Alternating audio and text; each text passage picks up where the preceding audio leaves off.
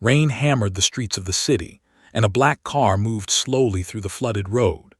Inside sat Dante Marchetti, a powerful businessman known and feared across the city for his cold decisions and sharp control over everything around him. His driver, Marco, glanced at him through the mirror, waiting for orders, but Dante's eyes were fixed outside the window. Something had caught his attention. A young woman sat alone on the wet curb, her body shaking, her face buried in her hands. It was Elena, his quiet housemaid, the one who never spoke unless spoken to, the one who always kept her head down and did her work without complaint. Dante had never really noticed her before. She was simply part of the background of his large, silent house. But tonight, something about her broken posture made him uncomfortable. He told Marco to stop the car. Marco was surprised. Dante never stopped for anyone, not even in emergencies, but something in his employer's voice told him not to argue. Dante stepped out into the rain without an umbrella, his expensive coat soaking within seconds. He walked toward Elena, his shoes splashing through puddles. She did not notice him until his shadow fell over her. She looked up, startled, her eyes red from crying, rain mixing with her tears. She quickly tried to stand and apologize, assuming she was in trouble for being outside so late. But Dante did not raise his voice. He did not scold her. Instead, he asked her a simple question. Why was she sitting alone in the storm instead of going home? Elena hesitated, unsure if she should answer. She had never spoken to him about her personal life. To her, he was simply the man who owned the house she worked in, a man whose reputation made people whisper and step aside when he walked by. She tried to compose herself, wiping her face with her sleeve, but her hands were trembling too much. Dante noticed the phone still clutched tightly in her palm. The screen cracked, as if she had gripped it too hard. He asked again, more gently this time, what had happened. For a moment, Elena stayed silent, her breathing shaky. She looked like someone carrying a weight too heavy to speak about. The rain continued to fall around them, blurring the streetlights into soft golden circles. Dante, a man used to giving orders and expecting immediate answers, found himself waiting patiently, something he rarely did for anyone. Finally, Elena's voice broke through the sound of the rain, quiet and shaking. She said her brother was in trouble, and she did not know what to do.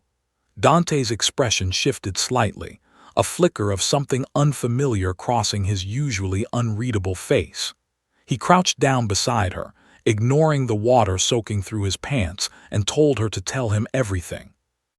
Elena stared at him, confused by his sudden closeness, wondering why a man like him would ever care about someone like her. Elena took a deep breath and finally spoke. Her younger brother, Leo, was only 19 years old and worked at a construction site to help pay their rent. Earlier that evening, she had received a call informing her that Leo had been badly hurt in an accident at work and was rushed to the hospital. The doctors said he needed urgent treatment, but the cost was far more than she could afford. She had no savings, no family nearby, and no one to turn to. She had left the house in a hurry, tears blinding her vision, and somewhere along the way, her legs simply gave out, leaving her sitting on the curb, lost and helpless. Dante listened carefully, his jaw tightening as she spoke. He had built an empire through discipline and control, yet he realized he knew almost nothing about the woman who had quietly served his household for 2 years. She had cooked his meals, cleaned his home, and never once asked him for anything, not even a day off.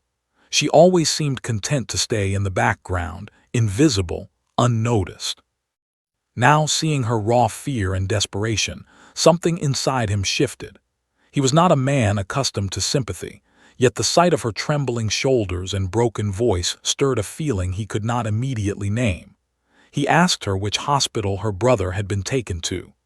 Elena, surprised by his sudden interest, gave him the name, her voice barely above a whisper. Without wasting another second, Dante stood up and reached out his hand to help her rise from the wet ground.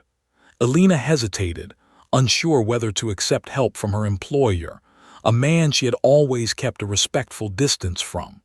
But the warmth in his eyes, unfamiliar yet sincere, convinced her to take his hand. He guided her back to the car, instructing Marco to drive straight to the hospital. Elena sat quietly beside him, her hands still trembling, unsure of what to expect. She had always assumed powerful people like Dante lived in a world completely separate from her own struggles, a world where problems like hers simply did not exist. As the car sped through the rain-soaked streets, Dante made a few quick phone calls, his voice calm but firm, arranging for immediate medical attention for Leo. Elena listened in disbelief as he spoke with confidence, ensuring that nothing would be a problem, that everything would be taken care of. She turned to look at him, searching his face for any sign of hesitation, but found only quiet determination. For the first time since she had started working for him, she saw him not as a distant, intimidating boss, but as someone capable of genuine concern. Yet a part of her still wondered why he was doing this. What did he truly want in return? When they arrived at the hospital, Dante did not simply drop her off and leave, as she expected. Instead, he stepped out of the car alongside her, walking straight into the emergency department, ready to make sure her brother received the best care available. The hospital was crowded and noisy, filled with worried families and busy doctors moving quickly between rooms. Elena rushed toward the reception desk, her voice shaking as she asked about her brother's condition. Dante stood beside her, calm and composed, taking charge of the situation the moment he noticed the staff hesitating over payment and paperwork. He spoke directly to the hospital administrator, his tone leaving no room for delay. Within minutes, Leo was moved into a private room, and a senior surgeon was called in personally to oversee his treatment. Elena watched in amazement as doors that once seemed permanently closed to her opened instantly under Dante's influence. She turned to thank him, but he simply told her to focus on her brother, insisting that the financial matters were no longer her concern. For the first time in years, Elena felt a small sense of relief, a feeling she had almost forgotten existed. Hours passed as they waited outside the operating room. Elena sat nervously, her fingers twisting together, while Dante remained beside her, silent but present. His presence, once intimidating, now felt strangely comforting. Word of his unusual behavior quickly reached his associates. Several of his trusted men, upon hearing that their powerful boss was personally overseeing the medical care of his housemaid's brother, exchanged confused glances, unable to understand this sudden change in him. Some worried that this softer side might affect how others viewed his authority, while others simply watched in silence, sensing that something meaningful was happening, something beyond their understanding. When the surgeon finally emerged, informing them that Leo would make a full recovery, Elena broke into tears again, but this time they were tears of relief and gratitude rather than despair. She turned to Dante, overwhelmed with emotion, unsure how to properly express her thanks. Dante, uncomfortable with open displays of gratitude, simply nodded, telling her that everyone deserved a chance when they needed it most. Elena studied his face closely, beginning to realize that behind his powerful and controlled exterior, there existed a man capable of genuine kindness, one who had perhaps kept that part of himself hidden for a very long time. As they left the hospital together, the rain had finally stopped, leaving the streets calm and quiet under the night sky. Word of Dante's unexpected kindness spread quickly through his organization, reaching people who admired his usual strength and discipline. Among those who took notice was a man named Victor Grant, a longtime rival who had been waiting patiently for any sign of weakness to use against Dante. Victor saw this sudden change as an opportunity, believing that a man who now cared about someone outside his usual world could be manipulated through that very connection. Victor began quietly gathering information about Elena and her brother Leo, hoping to use them as leverage against Dante in an upcoming business dispute. He assumed that fear could be replaced with concern, and concern could be used to control even the most powerful man in the city. Meanwhile, Alina continued working in Dante's house, but something between them had changed. He no longer treated her as invisible staff, and she no longer saw him as simply an intimidating employer. Their conversations became longer, filled with quiet understanding rather than silence. Leo, recovering steadily, grew curious about the man who had saved his life, eventually meeting Dante in person and expressing his sincere gratitude. One evening, Dante received a message that immediately raised his concern. Reports indicated that Victor's men had been seen near Leo's workplace, asking questions about his schedule and daily movements. Dante understood immediately what this meant. Victor was trying to use Leo as a way to pressure him. Determined to protect Alina and her brother, Dante quickly arranged additional protection for them without alarming Alina unnecessarily. He increased security around his home and ensured Leo's movements were closely monitored, though careful to keep them unaware of the growing danger surrounding them. However, Alina eventually noticed unfamiliar faces watching their house and grew anxious, sensing that something was wrong. When she confronted Dante directly, demanding honesty, he finally revealed the situation, explaining that his sudden concern for her well-being had attracted unwanted attention from his rivals.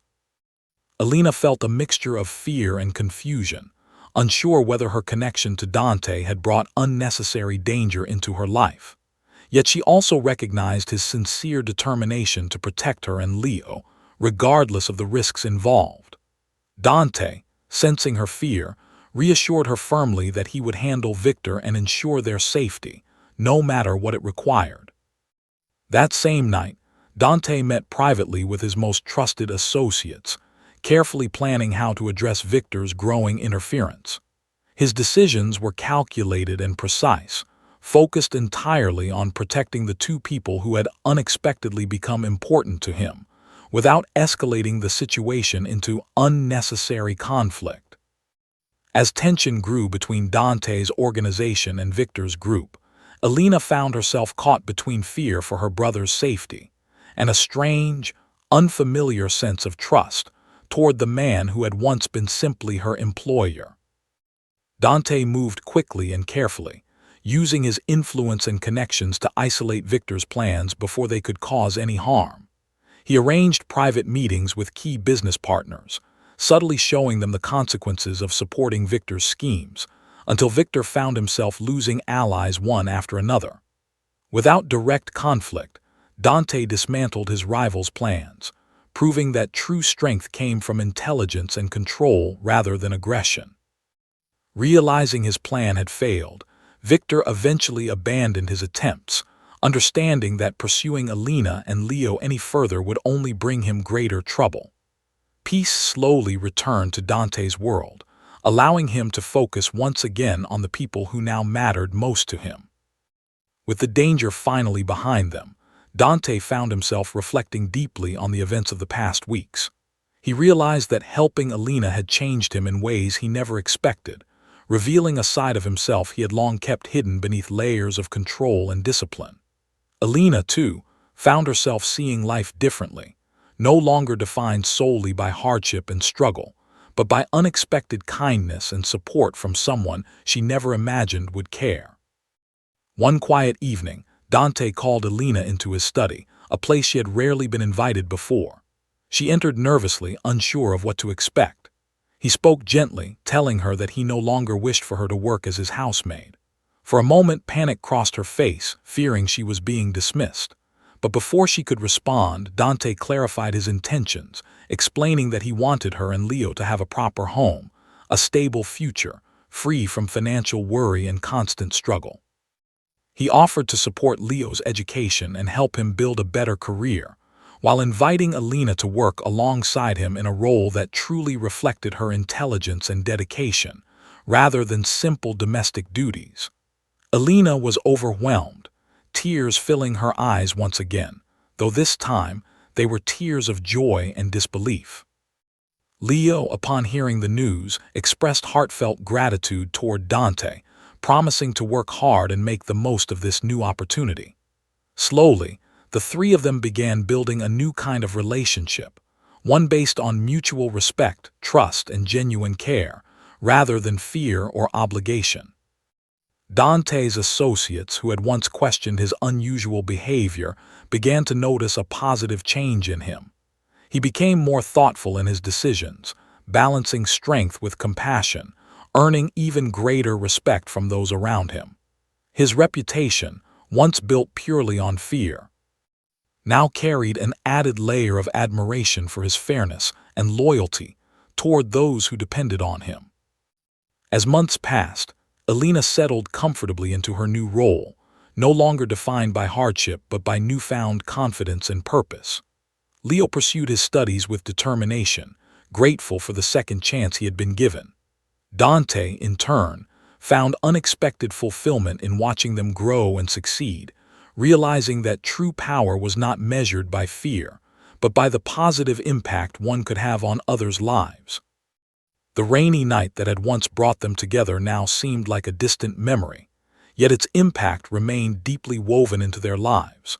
What began as a simple act of kindness toward a crying maid in the rain had transformed into a lasting bond, proving that even the most powerful and feared individuals could discover meaning and purpose through compassion and genuine human connection.